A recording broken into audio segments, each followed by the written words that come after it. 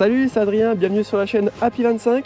Voilà, on est au rucher, on va essayer de voir qu'est-ce qu'on fait fin avril, début mai au rucher. Donc là, les colonies sont en train d'exploser, on a plein de fleurs, là, il y a eu beaucoup de prunelliers, de cerisiers qui ont fleuri. Alors le pissenlit aussi a bien avancé, donc là ça a bien boosté les reines et les colonies. Donc on a beaucoup de pollen, beaucoup de miel.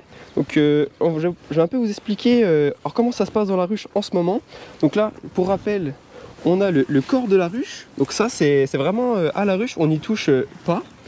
Donc il y a quand même 10 cadres, donc il y a quand même beaucoup de place. Et nous, ensuite, quand la colonie se développe beaucoup, on va rajouter des hausses. Donc c'est dans ces hausses-là, donc la première hausse, deuxième hausse, c'est dans ces hausses que nous allons voir s'il y a de la production de miel qu'on pourra récolter par la suite. Donc là, on va ouvrir petit à petit, progressivement, pour voir l'état de remplissage et puis voir si la colonie va bien. On va regarder un peu s'il y a des larves, s'il n'y a pas de maladie, s'il y a un peu de miel en réserve aussi, et si tout va bien. Voilà, l'ouverture de la ruche. Hop. Donc là, j'enlève le toit. Là, il y a le petit isolant pour les nuits fraîches. Bon, là, ça va, les nuits sont quand même un peu moins fraîches maintenant. Et là, c'est le couvre-cadre. C'est là qu'on va voir apparaître toutes les abeilles. Hop. Donc ça, c'est une hausse que j'ai rajoutée en dernier, donc il n'y a pas longtemps. Donc c'est ce que je pense qui est le moins rempli par rapport aux abeilles. Bon, il n'y a pas beaucoup d'abeilles non plus parce que c'est vraiment le plus éloigné du centre de la colonie. Alors voilà. Voilà, on voit quelques abeilles. Ce qu'il faut regarder, c'est le fond des alvéoles. Voir si il y a du miel au fond. Parce que là, on est fin avril. Donc il y a encore beaucoup de temps, hein. Il y a encore mai, juin, juillet où les abeilles vont aller butiner sans souci. Voilà, donc les abeilles très calmes. On est content de voir les abeilles calmes comme ça. Alors donc là on va enlever la hausse la plus élevée, donc assez légère, il n'y a pas beaucoup de miel. Hop. Là je vais pouvoir vous montrer du miel.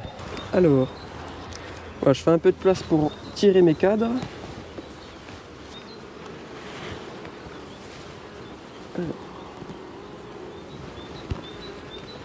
Voilà, donc là les abeilles font quelque chose de très intéressant, c'est qu'en fait elles vont chercher leur nectar dans les fleurs et elles mettent des enzymes dans ce nectar et elles le mettent dans ces alvéoles.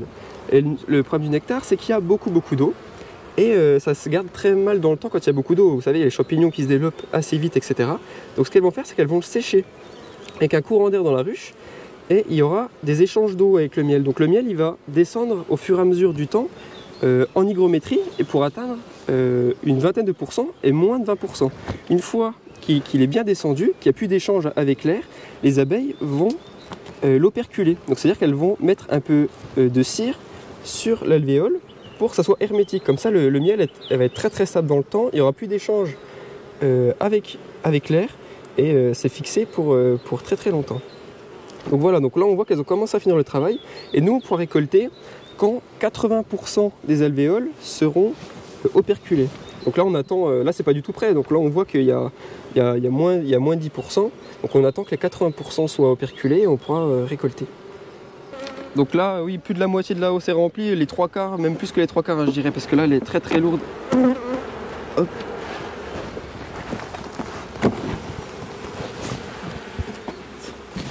Donc là je mets un petit peu de fumée. Donc alors là, qu'est-ce que c'est? C'est la grille à reine. Donc c'est ce qui va empêcher la reine de monter dans les hausses et pondre. Parce que du coup, ce qui est bien, c'est que les larves restent toutes au même endroit. Comme ça évite qu'elles s'éparpillent. Parce qu'après, pour la récolte, on aura un problème. C'est s'il y a des larves dans les cadres de miel qu'on va récolter, on ne pourra pas les emmener à la maison, extraire le miel autour, ça va être très compliqué. Donc c'est mieux que toutes les larves soient au même endroit et comme ça soit bien différencié du miel qu'on va récolter. On a de la chance, il fait beau. Waouh. Là c'est autre chose. Là. Ouais, là il y a un peu plus de monde. Alors, donc ça c'était un cadre à mâle. Ce qu'on peut voir, c'est qu'il y a beaucoup de couvains de mâles. Donc couvains de mâles, c'est-à-dire que c'est des larves qui vont donner des abeilles mâles, donc qui vont servir pour la fécondation. Alors les reines des abeilles se font féconder par les faux bourdons, donc c'est les mâles. Et là on voit que le couvain, si je les pousse un peu, on voit que le couvain est déjà bien operculé, donc c'est-à-dire que il y a plus de 10 jours qu'elles ont été pondues, la larve s'est développée. Une fois que la larve est bien développée, bien nourrie, il y a une operculation pour que la métamorphose se fasse. Du coup, là, ce qu'on voit, c'est du couvain de femelles, donc d'ouvrières. On voit que le couvain est un peu plus fermé. Et autour, il y a un peu de pollen. Donc le pollen est en périphérie, comme ça, pour nourrir les larves. Elles peuvent faire leur bouillie avec du pollen facilement. Donc là, on voit au fond des alvéoles qu'il y a des petites larves. Bon, du coup, là, on a un peu regardé comment ça allait à l'intérieur de la ruche.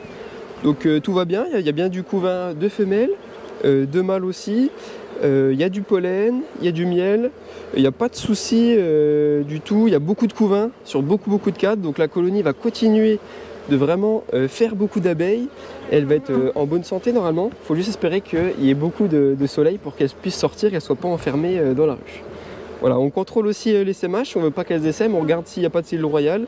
Sinon on peut interrompre le processus assez tôt et éviter l'essaimage et perdre une colonie qui aille dans une cheminée ou autre et qu'on ne puisse pas la récupérer. Voilà.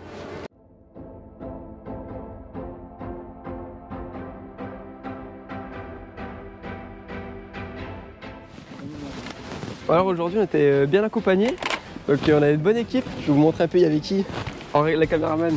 Bonjour, Nina, enchantée, caméraman professionnel. Parfait. Et là, belle équipe aussi. Guillaume, vrai caméraman professionnel, s'il te plaît. Et Marine, journaliste à France 3. Voilà, 2 journalistes de France 3. Merci à eux.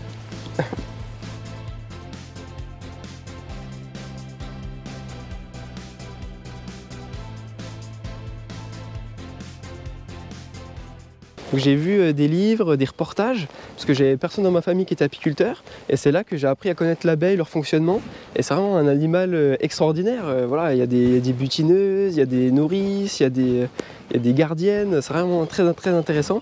Et là, la passion est venue petit à petit, et après on tombe vraiment amoureux des abeilles. Et là, vous avez combien de ruchers? Comment est-ce qu'on en arrive là en fait? Alors du coup, j'ai commencé il y a 7 ans avec 3 ruches, et au fur et à mesure, on s'y prend tellement que ça augmente, et là, je suis arrivé à une vingtaine de ruches. Enfin 15 à vingtaine, ça dépend des moments parce que ça évolue tout le temps, mais voilà. Vous avez été aidé, vous avez pris des cours, comment ça se passe? Oui, alors ça se fait en plusieurs étapes. Du coup, j'en avais parlé un petit peu autour de moi, et puis un apiculteur m'a gentiment proposé de venir chez lui pour comment ça se passait, donc j'en suis très reconnaissant.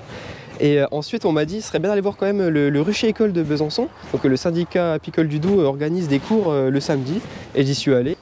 Et la première ruche, ça s'est fait comment? Alors la première, c'est le monsieur qui m'a appris à mener une ruche, qui m'a offert le premier essaim. Donc ouais, très gentil, une personne très investie et très généreuse. Et ensuite j'en ai acheté 2 à une personne qui a arrêté l'apiculture. Pour ça j'ai commencé une première année avec 3 colonies, ce qui est pas mal pour commencer. Et après, comment on fait pour évoluer jusqu'à une vingtaine de ruches? C'est de l'élevage, c'est vous en achetez d'autres? Voilà, alors l'évolution pour le nombre de ruches, c'est l'essaimage, parce que naturellement les abeilles se divisent, donc c'est l'essaimage naturel. Ensuite aussi, j'ai acheté des colonies chez des apiculteurs qui faisaient des essaims par la suite, et puis voilà, ça augmente comme ça. Du coup, on se sent comment? On se sent un peu comme un parent surinvesti ou comment on se sent quand on a autant de ruches? C'est vrai que c'est pas facile tous les jours, on se pose beaucoup de questions, surtout quand il pleut beaucoup, on se dit ah mince, on ne pourra pas aller les voir, est-ce qu'elles vont bien? C'est vrai que ça commence à faire pas mal on va dire, de bébés, en tout cas d'abeilles à aller voir. Et ça reste une passion, c'est pas votre travail pour le moment. Ah non, ça c'est vraiment le week-end, c'est vraiment une passion que j'ai, et ça n'a pas prévu d'évoluer pour le moment. Bon, c'est vrai que les week-ends sont plutôt chargés, puisqu'il faut venir quand même régulièrement au printemps et début d'été. Donc avec autant de ruches, oui, ça prend un petit peu de temps quand même.